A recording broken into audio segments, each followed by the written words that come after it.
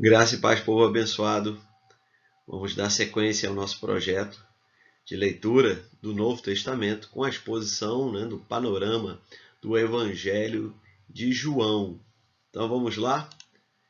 Então, como a gente tem falado, nós estamos num projeto de leitura do Novo Testamento, no período de 6 meses, né? Iniciamos no dia 1º de julho e estamos iniciando agora o Evangelho de João. Então você vai ter acesso a esse material, um panorama do Evangelho de João.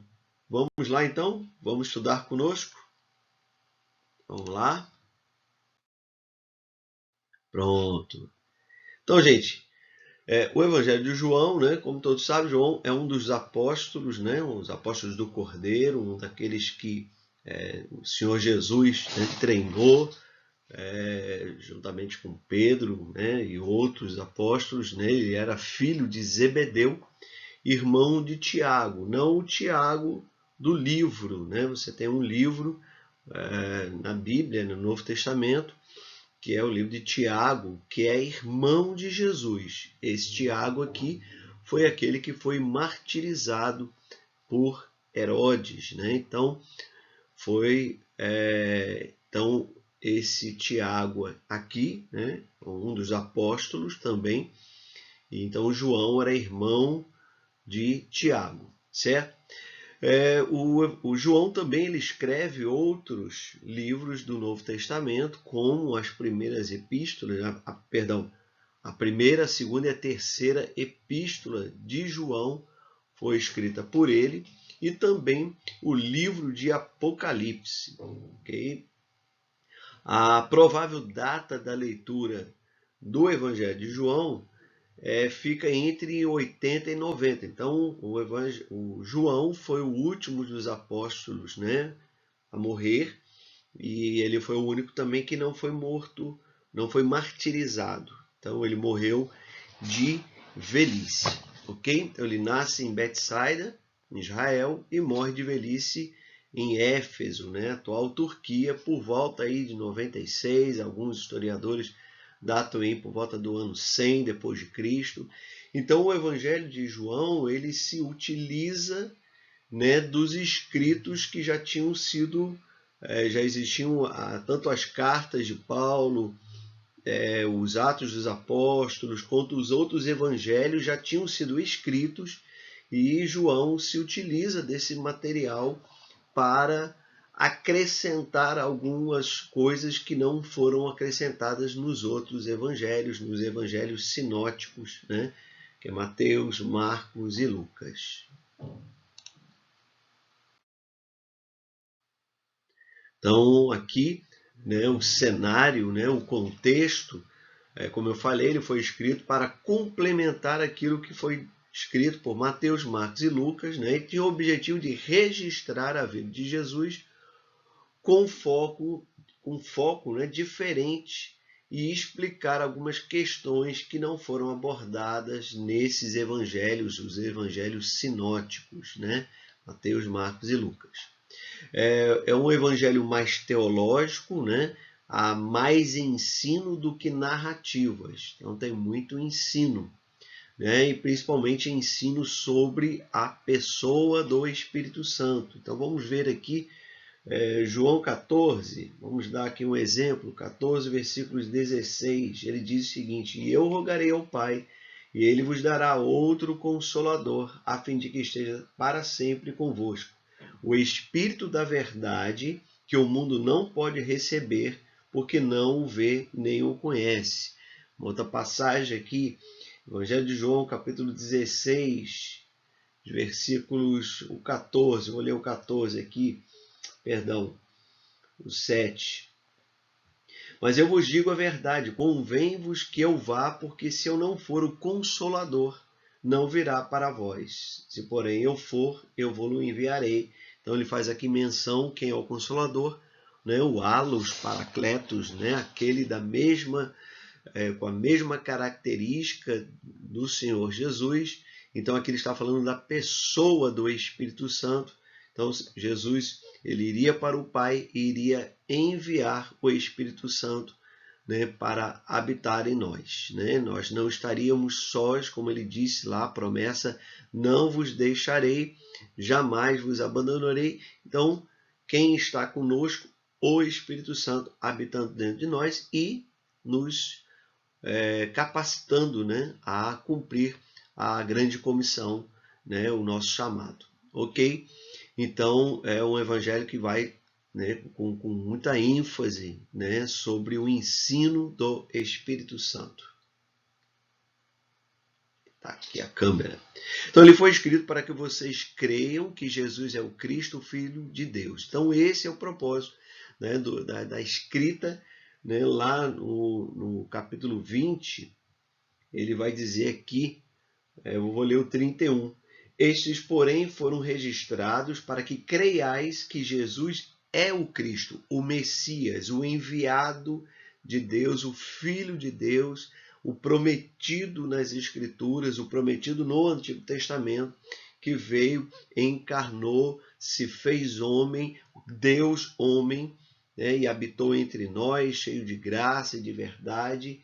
Então, o João tem esse propósito, né, para que nós creiamos que Jesus Cristo é o Cristo, o Filho de Deus, né? E ele vai dizer, para que creiais que Jesus é o Cristo, o Filho de Deus, e para que crendo tenhas vida em seu nome, ou seja, vida eterna em nome do Senhor Jesus. Ele tem um propósito também, tem um duplo propósito, que é evangelístico, ou seja, vai narrar, vai falar muito, né, sobre lá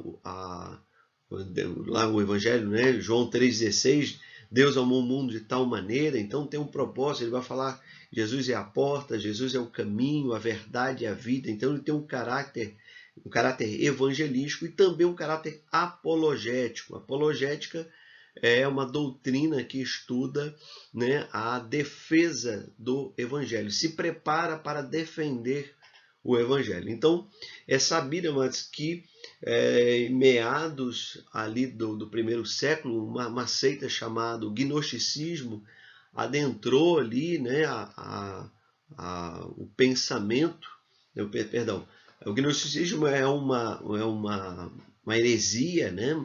É um pensamento, uma filosofia oriunda, né, do pensamento grego, e adentrou a igreja, né, negando a divindade de Cristo. Então, você vai ver tanto nas epístolas de João quanto no Evangelho de João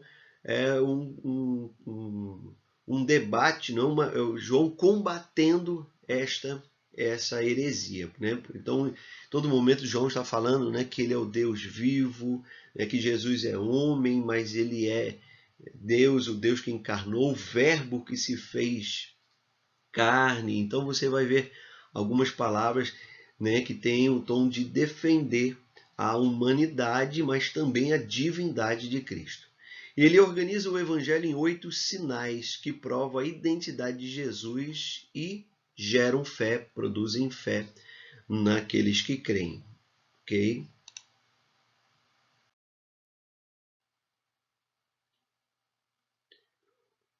Ok, pronto. Então, esses são os 8 sinais milagrosos, né? Nós vamos ver aqui do 1 ao 7 ocorreu durante o ministério de Cristo, o ministério terreno, e o 8º após a sua ressurreição. Então, primeiro, Jesus transforma água em vinho. Depois, o segundo, Jesus cura o filho de um oficial. O terceiro, Jesus cura um paralítico. Quarto, Jesus alimenta uma multidão. Né? Quinto, Jesus anda sobre as águas e acalma a tempestade. O sexto, Jesus cura um cego de nascença. E em sétimo, Jesus ressuscita Lázaro. Então, isso dentro, né, do ministério terreno. E o 8º sinal é a pesca milagrosa, né, após a sua ressurreição.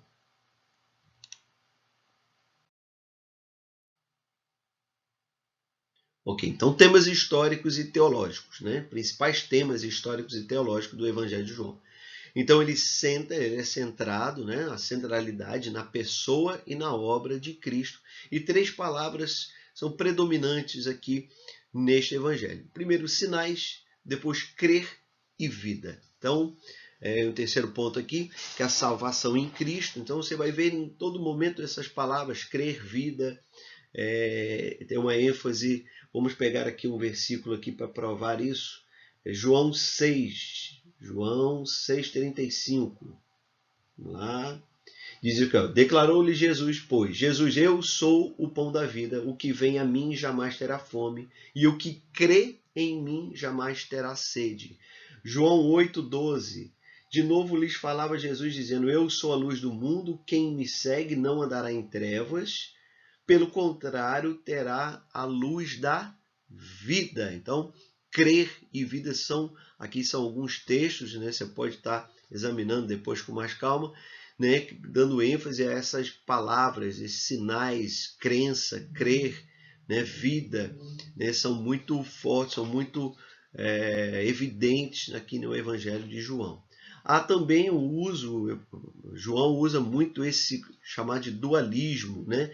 Essa comparação, esse contraste entre vida e morte, luz e trevas, amor e ódio. Então você vai ver bem característico do Evangelho de João. Também aborda, né, 7 declarações, né, do eu sou, né, identificando Jesus como Deus, né, o Deus do Antigo Testamento, né, o Yahvé, né, quando ele se revelou a Moisés como o eu sou, então provando que ele é o Messias, ele é Deus, Deus homem, verdadeiro Deus, verdadeiro Deus, verdadeiro homem. Ok? Vamos lá? Pronto. Então aqui nós temos aqui os 7 eu sou. Eu sou o pão da vida, eu sou a luz do mundo, eu sou a porta das ovelhas, eu sou o bom pastor, eu sou a ressurreição e a vida, eu sou o caminho, a verdade e a vida, e eu sou a videira verdadeira. Então, nós temos aqui referências, já li alguns desses textos, então, né, que comprovam ali os 7 eu sou. Vamos lá? Quais são as principais doutrinas, né, descritas aqui pelo apóstolo João? Então, a primeira fala, como eu já disse há pouco, sobre a divindade de Jesus. Quem Jesus realmente é.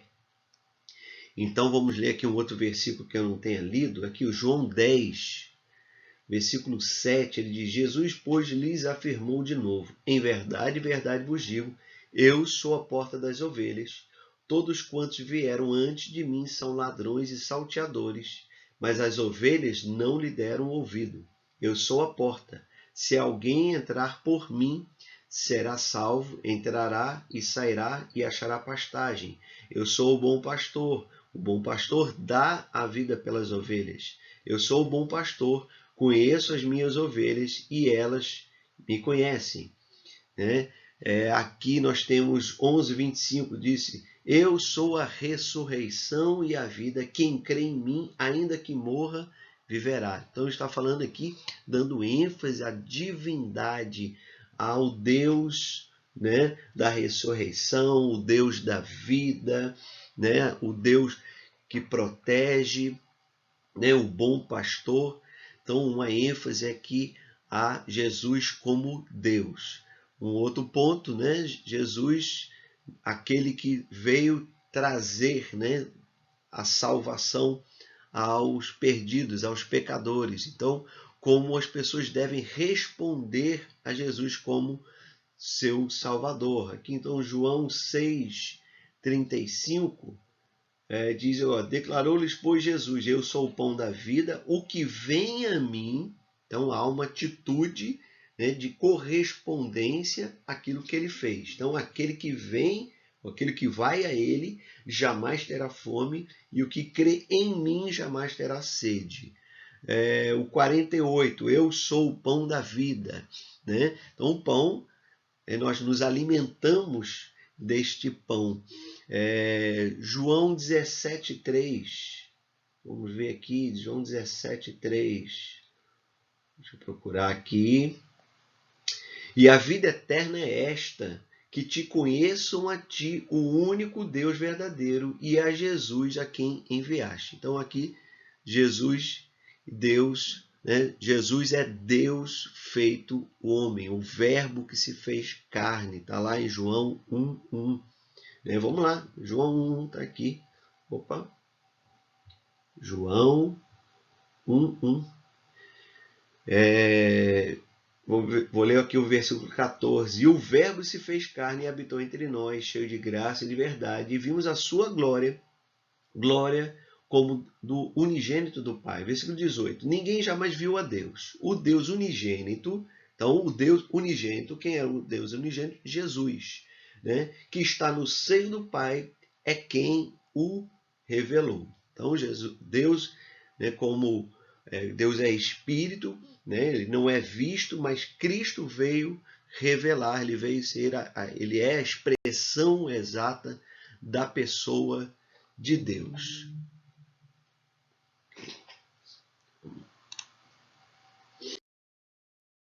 Aqui algumas expressões do caráter de Deus, um Deus acessível, um Deus glorioso.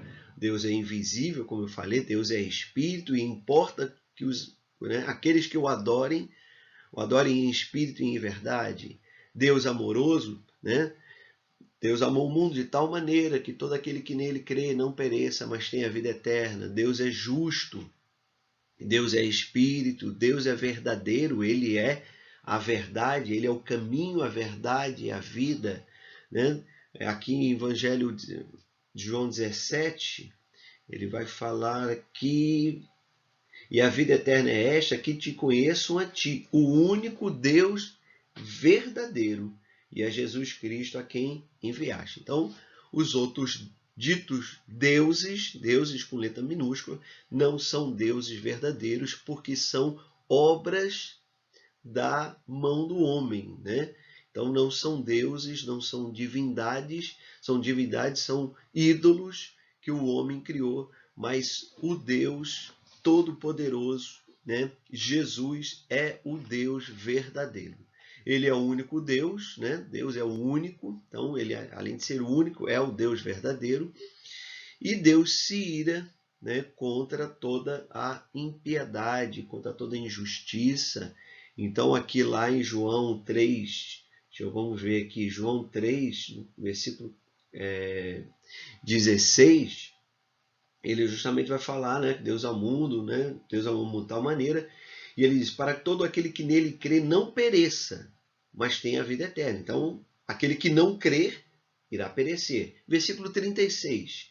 Por isso, quem crê no Filho tem a vida eterna. O que todavia se mantém rebelde contra o Filho não verá vida, mas sobre ele permanece a ira de Deus. Então, aquele que, né, não tem uma aliança com o Senhor, a ira de Deus está sobre eles. Né? A misericórdia, a Bíblia diz que a misericórdia dele triunfa sobre o juízo, mas a ira de Deus está sobre, se aquela pessoa morre sem Cristo, ela já está condenada, né? Porque ela não se arrependeu, ela não reconheceu aquele que foi enviado pelo Senhor para salvar a humanidade. Vamos lá? Pronto. E aí a gente está indo para a última parte, né, do nosso esboço, a nossa divisão do Evangelho. Então, quando você for ler, você entenda que tem ali uma sequência lógica, um entendimento, né, da forma com que o apóstolo deixou ali registrado ali o seu pensamento, a sua inspiração. Então, você vai ver aí a primeira divisão, falando sobre a encarnação do Filho de Deus, né, do capítulo 1, do versículo 1 ao 18. Né? Então, ele vai falar justamente... E o Verbo se fez carne, habitou entre nós, cheio de graça e de verdade. No princípio era o Verbo, e o Verbo era Deus. Então, ele vai falar sobre a eternidade, a obra antes da encarnação, seu precursor, que é João Batista, sua rejeição, a rejeição de João, né? sua aceitação e sua divindade. Então, esse é chamado de prólogo, né? Então, o início aqui, né, é um resumo, né, de todo o Evangelho, né, de João. Deixa eu só dar uma conferida aqui em algo.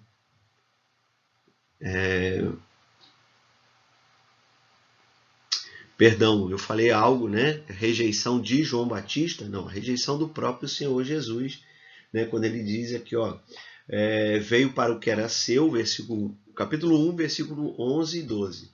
Veio para o que era seu e os seus não o receberam, mas a todos quantos o receberam, deu-lhes o poder de serem feitos filhos de Deus, a saber, aos que creem no seu nome. Então aqui, do capítulo 1, versículo 1 ao 18, é um resumão, né, do nascimento, né, desde a eternidade passada, né, a obra da encarnação, o João Batista, que era o precursor, a sua rejeição, sua aceitação nos céus e a sua divindade. Então, um bom resumo aí de todo o Evangelho de João. A segunda parte nós vamos ver aqui do capítulo 1, versículo 19, ao capítulo 4, versículo 54, que é a apresentação do Filho de Deus, né? Apresentação por João Batista, apresentação aos discípulos, né, escolhidos, designados para serem seus discípulos. Aqui no caso a apresentação aos discípulos de João Batista, apresentação na Galileia, e aqui a gente vê o primeiro sinal, que é a transformação de água em vinho lá em Caná da Galileia. E depois nós temos aí no final dessa segunda parte um segundo sinal, que é a cura do filho do oficial. Ok? Um terceiro ponto aqui, a oposição ao Filho de Deus, aí já nos últimos, né, a oposição durante todo o ministério e já ao final aí do seu ministério terreno. Né, um terceiro sinal, a cura de um paralítico. Né, você vai ver aqui uma oposição durante a Páscoa judaica. Né, o quarto e o quinto sinal, quando Jesus alimenta uma multidão e quando ele anda sobre o mar e acalma a tempestade. Você tem uma outra oposição aqui na festa dos tabernáculos, um sexto sinal, que é a cura do cego de nascença, né? A oposição na festa da dedicação e a oposição na cidade de Betânia. Então, várias narrativas, vários trechos aqui, do capítulo 5 a 1 até o 12, versículo 50, são oposições, são, né, narrativas descrevendo aí as oposições ao Filho de Deus. E, por último, aqui o sétimo sinal, a ressurreição de Lázaro. Então, quem é que se opunha a Jesus? Fariseus, saduceus, os religiosos, né, os sacerdotes da época, né, aqueles que eram para terem reconhecido, né, aqueles conhecedores da lei, mas que endureceram o coração e não aproveitaram, né, o tempo da visitação do Senhor. Como aqui lá em João 1:2 ele diz, veio para os seus. Quem eram os seus? O povo judeu. Mas os seus líderes não o reconheceram como Messias, como Senhor, né, e crucificaram ele. Ok? Nós temos aqui a quarta parte, que é a preparação dos discípulos pelo Filho. Então, são os últimos discursos, os últimos preparativos aqui no cenáculo, onde foi realizada a ceia do Senhor, e depois aí lá no Getsemane, né, no jardim de Getsemane, onde ele se angustia, né, a ponto de suar gotas de sangue, né, ele estava ali se consagrando, né, para cumprir aí o cálice amargo que ele iria beber, que representava ali se fazer pecado pela humanidade. Em quinto ponto, aqui a gente tem a execução, né, a morte, a apresentação dele, a condenação dele por Pilatos, por Herodes, por toda a multidão, né, dizendo crucifica, o crucifica. Né? Trocaram ele pelo Barrabás, que era um malfeitor. Né? Então, a rejeição de Cristo pelo seu povo, a sua crucificação, e aí a gente tem no sexta subdivisão aqui a ressurreição do Filho de Deus, né, o seu sepultamento, a ressurreição e depois ele aparecendo para os seus discípulos já ressurreto e findando aqui uma conclusão. Ok? Então, gente, a gente finaliza aqui esse esboço, uma ideia.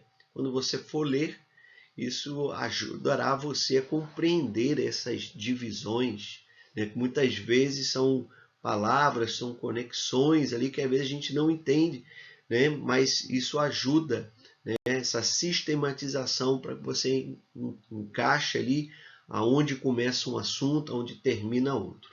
Ok? Então, gente, curta lá nossa página Verbo Petrolândia, né? Compartilhe com seus amigos, com seus familiares, deixe seu comentário, o que você achou, né? Coloque lá, né, sua opinião, inscreva-se no nosso canal, ative o sininho para você receber as suas notificações. A gente ainda, próximo vídeo nós vamos gravar, vai ser lançado ainda, é o livro de Atos dos Apóstolos. Então se inscreva lá e também siga a nossa página no Instagram, Verbo Petrolândia. Tá certo, gente? Então Deus abençoe a vida de vocês, espero que você tenha gostado, né, que tenha sido edificante aí para a sua leitura, pelo seu conhecimento do Evangelho, da Palavra de Deus, e fica aí como um guia para você seguir, né, durante esses dias a leitura diária do Novo Testamento, né? Estamos lendo aí o Evangelho de João. Amém, meus queridos? Deus abençoe, um grande abraço a todos vocês, fiquem na paz do Senhor.